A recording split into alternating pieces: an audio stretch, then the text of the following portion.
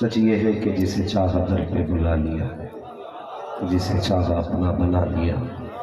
ये बड़े करम के हैं फैसले, ये बड़े नसीब की बात है, ये बड़े नसीब की बात है। यकीनन ये हुजूर सईद मिल्लत की हमसे मोहब्बत है जो हमें बैठा रखा है। कोई एतराज न करे इस जुमले पे कि ये उनकी मोहब्बत कैसे हो सकती है, हमें उनसे मोहब्बत है। एक बुजुर्ग है,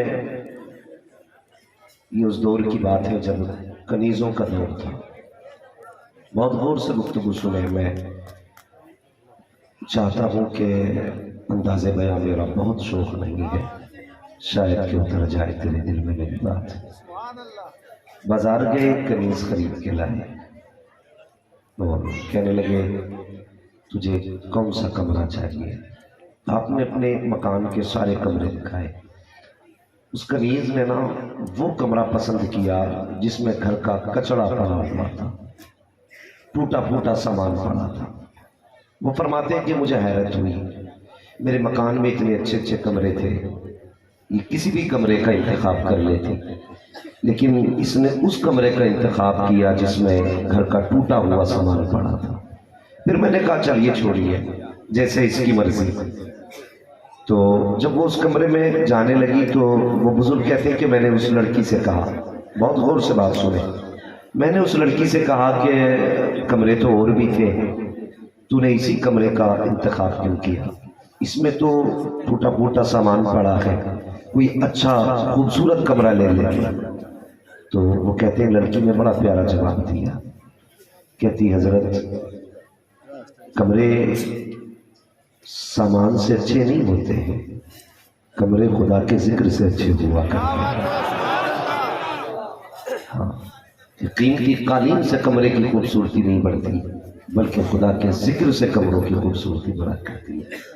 कहने लगे मैंने सोचा कनीज है, किसी अक्लमंद किसी इल्म वाले के पास रही होगी, इसलिए ये बात कह गई।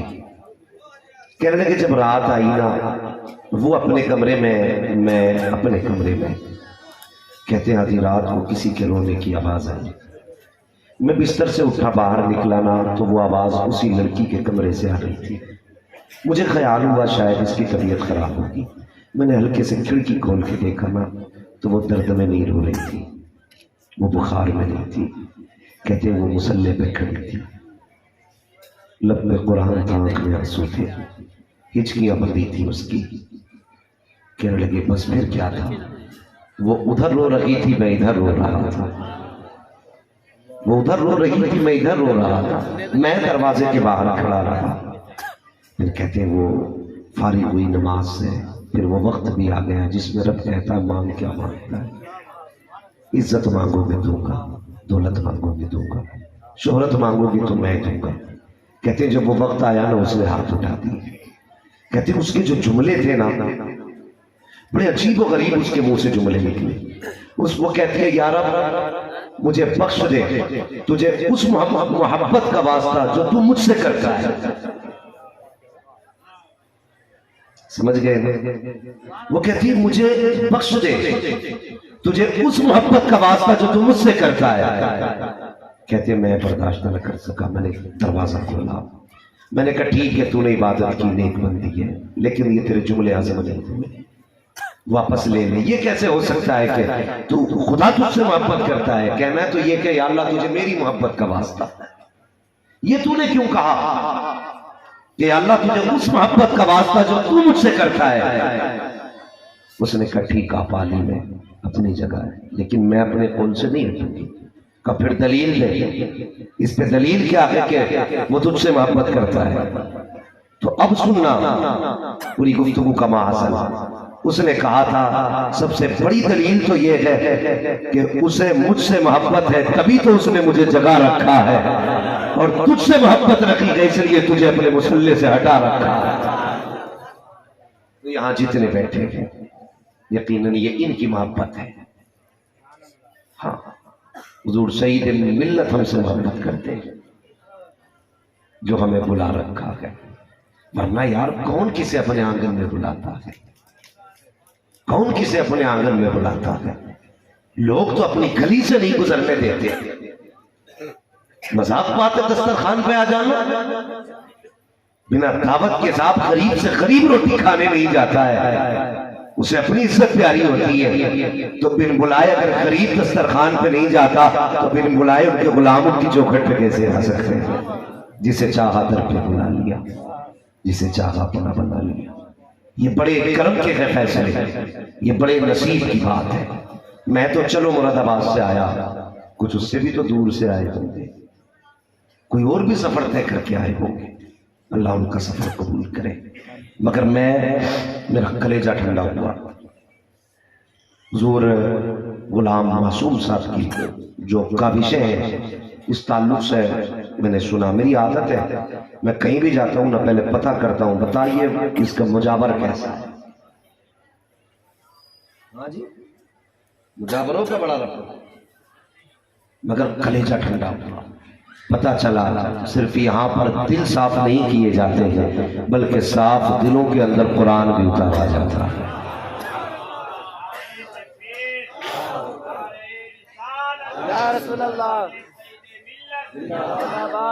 और सबसे बड़ी बात तो यह है कि इस इदारे को हुजूर सईद मिल्लत के चाहने वाले चलाया करते हैं,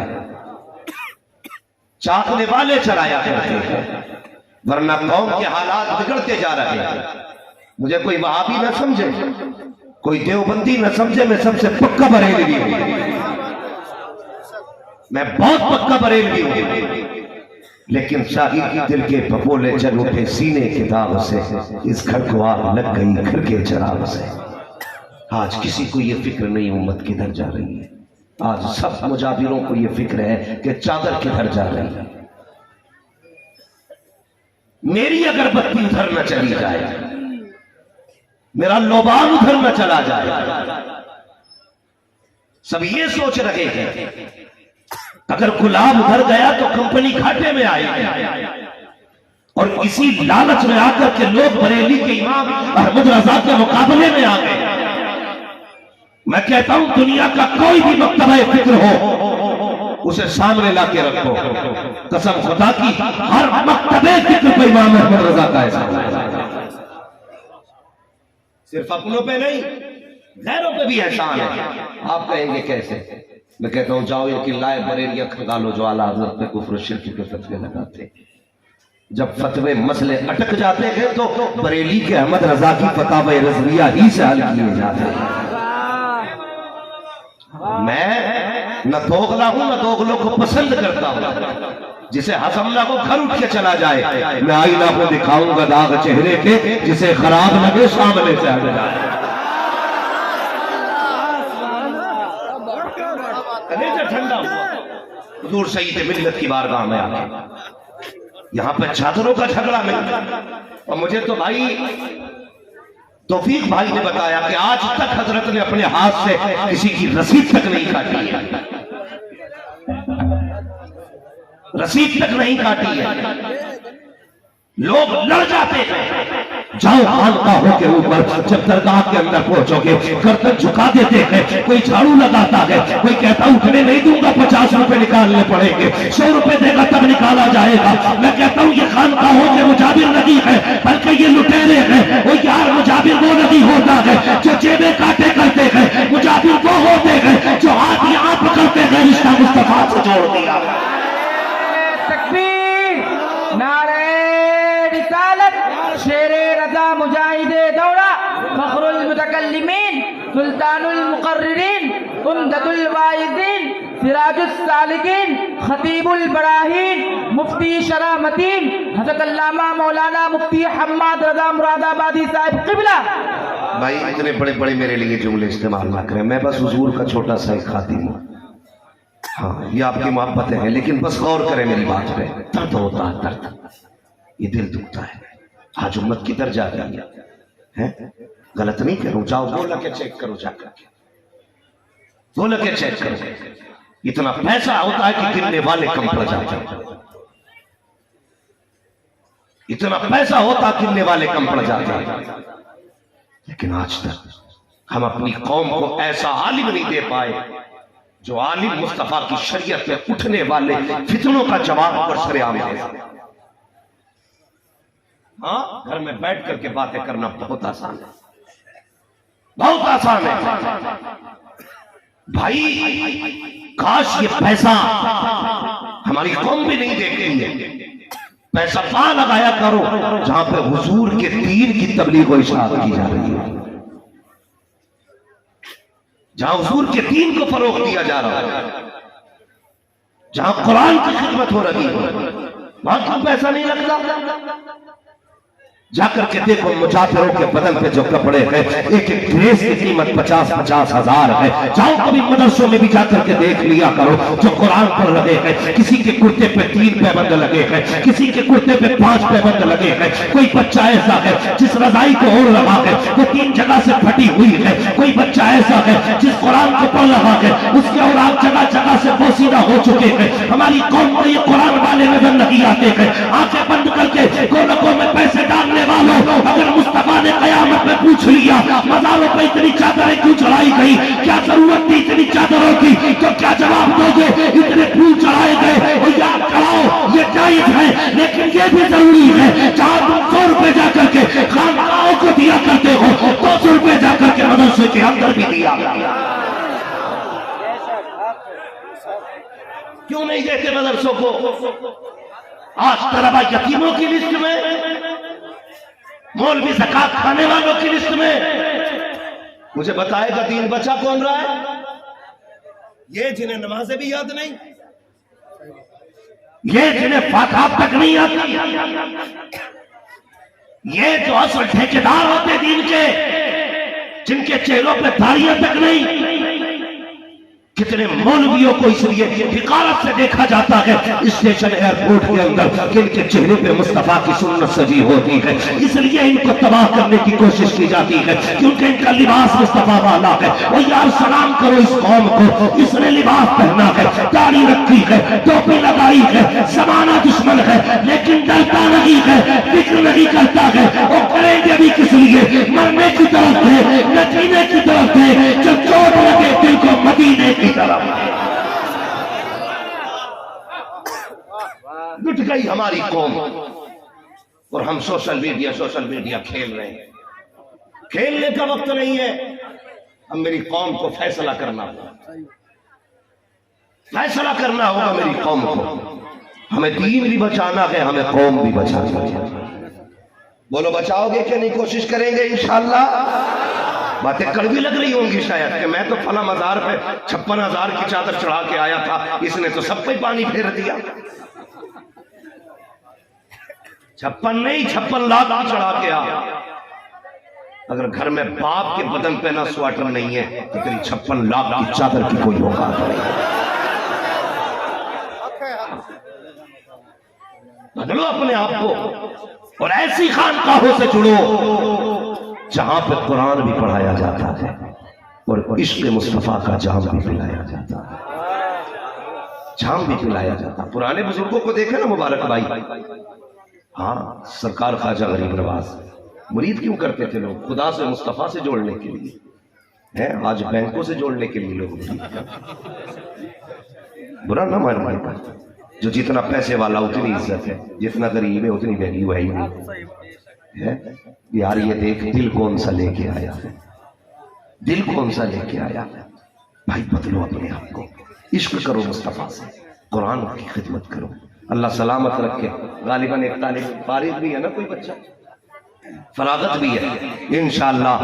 आज आप हुजूर सईद मिल्लत के फ्यूज़ बरक़ात का वो मंजर भी देखेंगे जिसमें कौम को हाफिज बना के दिया गया है, कौम को हाफिज बना के दिया गया। मगर हमारी कौम बड़ी अच्छी है। मौलवी साहब से सीधी बात जाती है, कह रहे आप मौलवी साहब कहीं ना चला,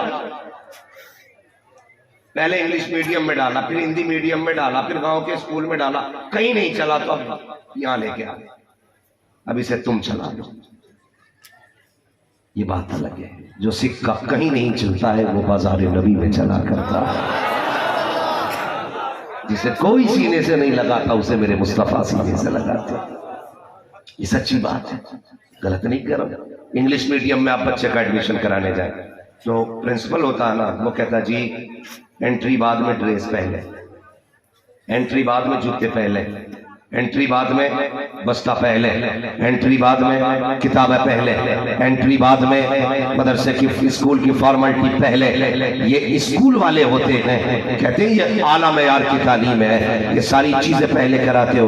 मगर कसम खुदा की बरअक्स मदरसों को देखो, मदरसा कहता आ अंदर आ जा, ड्रेस मैं दूंगा, जूते मैं दूंगा, बस्ता मैं दूंगा, सोने की जगह मैं दूंगा, खाने का इंतजाम मेरा है, रहने का इंतजाम मैं करूंगा, नाश्ता मैं कराऊंगा, तालीम भी मुफ्त दी जाएगी। बताओ तो सही, जब सबने ठुकराया है तभी तो मदरसों ने सीने से लगाया है। आज हमारी कौम इसी की दुश्मन है, इसी की दुश्मन है। भाई खिदमत करो दीन की, खिदमत करो दीन की। और